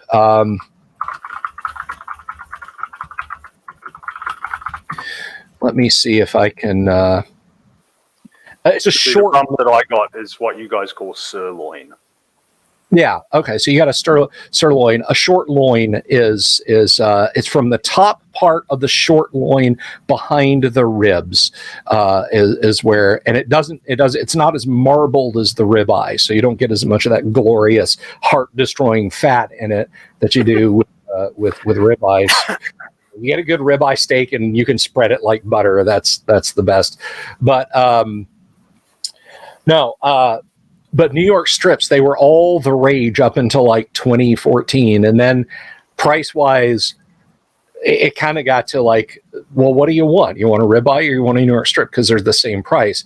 I went to buy steaks the other day. I was like, yeah, it's steak night. We're going to have steaks. 2 ribeyes, 1.68 pounds was like $33. Like almost 2 pounds of New York strip was still 17. I'm like, this doesn't require a rocket science. We're having New York strip tonight. Yeah, well, I mean, fashion's changed. Like in Australia, butter and cream have become more expensive in recent years, and that's because people have become less worried about having saturated fat. So skim milk has become less popular. So what they used to do was go, okay, great, there's a bunch of people who want skim milk. We'll just take the fat off it. We'll use that fat to make the butter and cream. And then we'll sell the skim milk. But people didn't want the skim milk. They wanted full cream milk. So butter and cream have become more expensive. Yeah. Yeah, no. It's kind of following the same way here. And it's funny, people like this is like, you can look this up, you can check me on this if you don't believe me, audience, but lobster and crab used to be trash food. Like literally, it's like, we can't afford anything but lobster and crab, kids. You're just going to have to eat lobster and crab for dinner again. And there was a riot in a prison in Alaska in the 1800s because for like 21 days they got lobster and crab to eat and no fish and no beef or pork. And now it's like, oh, lobster and crab. Yes, sir. Oh, Kyle had to dip real quick. He'll be back with us momentarily. But seriously, guys. Salmon is considered pretty flash here in Australia. Mm-hmm. But apparently in medieval England, salmon was the cheap and nasty one because people weren't allowed to hunt in the king's forests. They weren't allowed to hunt deer and all the rest, but they could freely fish from the rivers. Yeah, and the rivers had salmon, so that was considered the poor peasant food. Yeah, and nowadays, it's like $24 a kilo or something. Well, no, sorry, $40 a kilo. It was after World War II when U.S. vets from Europe started coming back to the States in 46 and 47. Codfish. You ate codfish if you were poor because codfish was bait. Codfish was the fish you caught to cut up to catch better fish, haddock, pollock, things like that. And then fish and chips, of course, in England, fish and chips, it's all Atlantic cod, right? So became hugely popular, and it's taken off so much so now that, like, again, I'm talking about 15, 20 years ago, you go into there's an expat pub down in a little neighborhood near me called Winter Park. And this pub, which is called the Fiddler's Green, when we first started going there to dine, my wife and I, 2 pieces of codfish like that long and that wide was a fish and chips dinner. And now you get like 4 pieces just a little bit bigger than your thumb. It's like fish sticks and chips. Mm-hmm. And there was an article the other day that the government in one of the states changed the fishing regulations that they could no longer do net fishing for this particular kind of fish and only line fishing. And they're like, so the price of fish and chips will go up. A tragedy, an absolute tragedy. Robert Phillips says the term cheapskate comes from when skate was a cheap bottom feeding fish. Did not know that. Thank you very much, Robert, for that piece of trivia. Lobster and crab are a lot of work for a little bit of meat. And then Paint Mini says, indeed, but that meat, but man, that little bit tastes so freaking good. I used to do I used to do a less in recent years because it's our families have gotten scattered, but we would have everyone over on Christmas Eve for Christmas dinner. And my gift was I would cook a giant 7 or 10 course meal. And one year I did crab cakes for I did a 3-bean salad, a Caesar salad, a bisque, crab cakes, and a standing rib roast, and homemade bread and homemade cheesecake for dessert.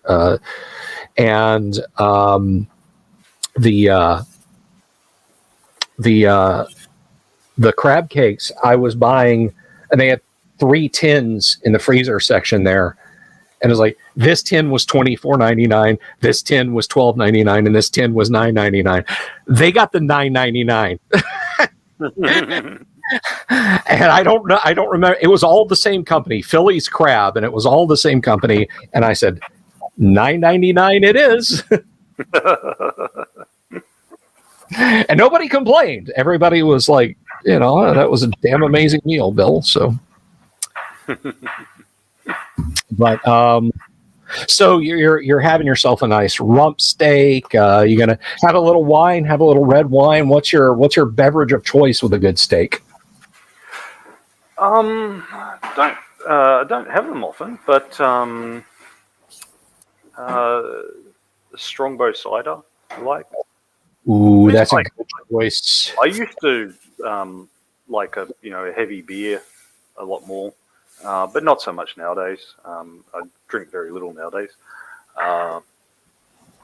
Possibly next week I'll go into the city and have a birthday lunch, and did that last year, and went to PJ O'Brien's, this Irish place. That's a place where we used to have our geek-togethers, Right on. where all different game groups got together and just exchanged notes and players. And had a Guinness pie with a Guinness, or a shepherd's pie, the Guinness. Nice. Guinness is quite nice, but you can't have a lot of it because, like, it's this odd alcohol where you get a hangover even if you don't get drunk. No, I know what you're talking about. I know exactly what you're talking about. Like when C and I started dating, like I put down like 6 or 7 pints in a night, and I just, holy shit, dude, I can't do that. Well, not even that. You know, it's like I said, even if you don't get drunk, you still get a hangover. There's just something in that dark goodness that does that black liquid gold, that tuxedo of beers, and oh my god, I wish I had one right now. Yeah. I had my champagne toast to you there at the beginning of the night, and like, no, I'm the same way anymore. I'm like, ooh, 1 beer. Well, I'm done, guys. That's it for me for the evening. I really tied one on, and I just I can't set them up and knock them down like I used to anymore, man. It's crazy. It's crazy. Yep, they're all part of getting older. Oh god. Hey, getting older is mandatory. Growing up is entirely optional, and I have not done the latter yet, and I have no intention. Keep the play. And I will rowboat down there if I detect you starting to grow up, sir. I will rowboat down there, and I will kick your. Excuse me. Ain't no excuse for you, Kyle, if you want, and you know it. But so you were talking about you're hitting the pub where you used to do the get-togethers. Now that things are kind of unclenching, are you going to try and get in some tabletop down there? Well, we didn't do actual gaming there. The original thing of that was that I noticed that you get a lot of game groups. They have just the same 4 or 5 people for years and years, and of course over the years people marry, have children, get jobs, move, and all the rest, and the game group fizzles out. But the thing is that each game group, usually in that game group of 4 or 5 people, there's one person who's in the second game group, and maybe even a third, and then there's another person who was recently in another game group, and so on. So though you only game with those 4 or 5 people, usually by 1 or 2 degrees of separation, you actually know 20 or 30 other gamers. So if you made an effort to actually introduce yourself to those 20 or 30 other gamers, you would always have people available to game if you wanted to. So first we had a website called GameCircle.org. That's long gone now. Don't bother looking for it. One of our gamers, one of the guys in my game group, Nick Mead, kept it up. But we did get-togethers. So I just emailed out all the gamers I knew and said, let's meet at PJ O'Brien's Monday, 7 p.m. We're not going to game. We're just going to talk about gaming and invite your whole game group and everyone you know who games. And we'll just talk about gaming and stuff. And I think the lowest, and I did it, I think 6 or 7 times over about 3 years. And I think the lowest ever attendance we had was like 8, and the highest was about 24. But what I thought was good was that every single time, at least one person got into a game group, or a new game group was formed. So yeah, it was just a get together of geeks to talk about gaming and hook people up with groups, and it worked pretty well. I don't know if I'd be able to get the people together again. Every time we did it, the next day I would get emails from people going, "That was great. When are you going to organize one again?" And literally all I did was go reply all, and then when 3 or 4 people had said yes, I messaged the pub and said, let's book out this corner. I want to book out this corner for Monday. And I gave like a week or two's notice or something. That's all I did. It was like 2 emails. But it's like, oh, Kyle, when you're organising the next one? And it was a Google group, so you didn't even have to have everyone's emails. People had just signed up. I don't know if Google groups even still exist, but yeah, that's all I did. But to the best of my knowledge, Google Groups still exist as the Usenet archive because they bought it, but I don't think Google Groups' as active discussion forums exist anymore. Now, did you gravitate towards any one specific game, or did the groups just, is it like these guys are heroes? No, it was everyone. It was whatever. I didn't give a damn whether it's D&D or Vampire the Masquerade or whatever it was. It was just gamers. Because, of course, the gamers I knew that I'd encountered did various things over the years. They might have done D&D or something with me and then gone on to play other things. Like I knew one, Phil, who had regular game group, but they tended to do board games. Mm-hmm. So, yeah. They did all sorts. But the point was I just got them together and then let them just sit next to random people and talk to random people and sort themselves out. That my real thing was not to make it into a D&D convention or something, but just that every gamer should be able to get into a game group if they wanted to, and every game group, if they were lacking players, should be able to find one. Right on. Well, I hope you can get something like that going again. Now, Paint Minis Live says, how's the vehicle expansion for Conflict going? I'm about halfway through it. So I need to do about another 10 pages or so, and then we can do some playtesting stuff. Volunteering for playtesting right here. No question, volunteering for playtesting. Which brings me to another question. When do we meet the lovely and talented Merkaba? When is she joining the group? I have no idea. Some people are a bit more shy online. Hey, look at that. 2 more supers. Death Angels. Happy birthday, Kyle. Keep gaming. Thanks very much, guys. I have to head out now. I've got to have my steak.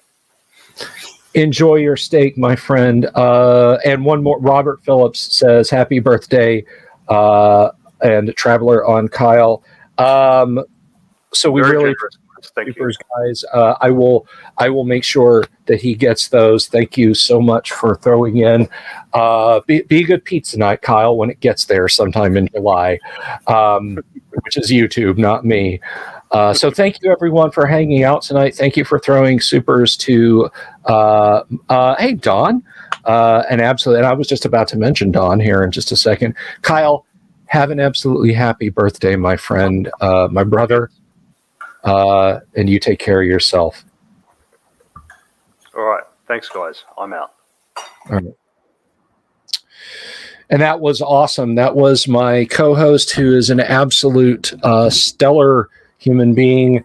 And again, the show wouldn't be nearly as much fun without Kyle. So I just wanted to touch on a few things real quick. I don't in any way wish to leave in a negative thing, but I did a contentful video today about the situation with TSR3. You can watch it. There's a comment on it that I'm going to address, but I'm not going to address it until just got back to Albuquerque from this morning's video, Jack. Yes, Kyle he had a steak lunch, man, birthday steak lunch that he's getting into right now. I had ribs for dinner before then. I had ribs and baked beans and garlic bread and corn on the cob and potato salad for dinner myself. But no, I am going to address. I never address comments on my videos on the channel unless it's just a throwaway thing. But there's a comment on the video that I will talk about on Friday, because tomorrow night we have Frog God Games on tomorrow night. Zach Glazar at least Zach will be here. I don't know if he's dragging, kicking, and screaming any of the other good Heron Volk from Frog God to be on the show. One of these days you'll get to play it. Maybe we can get Kyle to run it and get you into a game, Death Angels. I feel like we should have known each other if you were in Orlando and in the tabletop scene. Maybe we did. I don't know. Yeah, anything in the closing here? And Kyle doesn't have to be here. Anybody that was sitting on supers that was like, oh, Kyle's gone, I won't send it. Yeah, just send it and say it's for Kyle. So that's 40 minus 30% from YouTube that Kyle will get. But tomorrow night, Frog God Games, Friday night, Preamble Ramble, and then we play Classic Gamma World. Now, if you're not subscribed to the channel, please do click the subscribe button and the bell icon for notifications to get information about when and where and how we do our fun stuff and my newsful videos that I will drop during the week. News, views, rants, and bants about all kinds of tabletop gaming stuff that I just think is interesting, like what happened this week with TSR3. But I do want to remind you guys that this live stream is brought to you by our friends at Hellebarde Games. Hellebarde makes the kind of modules that they would like to play, whether it's for Castles and Crusades, 5th edition, or the OSR. Old school is in play at the table with Hellebarde. You can find them at DriveThruRPG or on their website, hellebardegames.com, where guess what? Right now, they're having a sale on all of their in-print 5th edition Dungeons & Dragons products. That's right. That is 10 modules that covers a lizard man-filled swamp of mystery or a desert caravan trail dotted with adventure locales. There will be something that you can use in your game. And because Hellebarde is baked in old school goodness, you don't have to worry about the rules. Put a few post-it notes in there. And these are physical in-print modules, boys and girls. I'm not talking about just PDFs. These are their print modules with classic looking maps and all kinds of cool stuff. Use the discount code 5EOOP at checkout to get, brace yourselves, 50% off. And if you're not mathful, it's okay. That, though, means you get a BOGO price. Buy one, get one free. Who are you to turn that down? You're not. You're not going to do it. You're going to go buy some Hellebarde game modules. I'm told there's one about an artifact buried in a temple in the desert that is pretty good. The guy who wrote it is pretty solid, and we like him here on the show. So if you want to check that out, you definitely should. So with that, I think I'm going to go ahead and wrap up to thank you for your outpouring of birthday goodness for Kyle, and he will get those dollarinos and hopefully spend them and enjoy them, do something nice for himself or for his family. My morning's view has 600 views and 30 comments already. That's pretty good numbers for a newsful video these days. When I was hitting it with the constant Wizards screw-ups, I was getting like 2K views in a day. It's nuts. If you go look at the most commented videos or the most watched videos, they're in the tens of thousands. It's bonkers.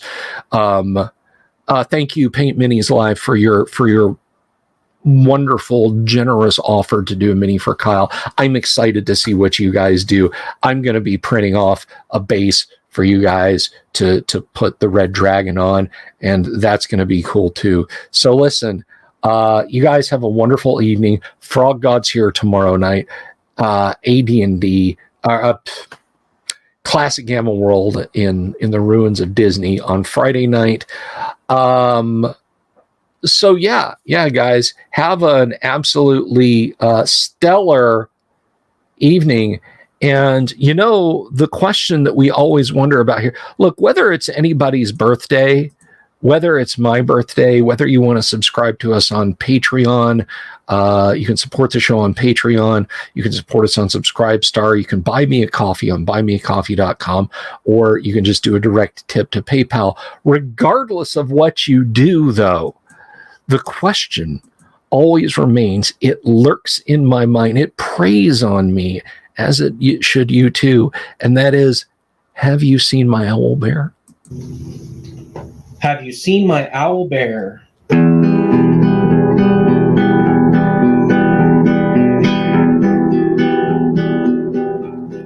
Here's to all the weirdos everywhere in the woods and in the air. Have you seen my owl bear? Should I shave off all my hair?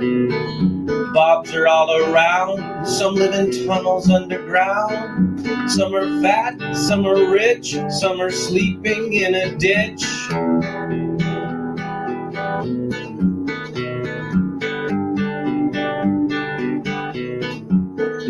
Can you ride a crooked horse without a saddle way off course?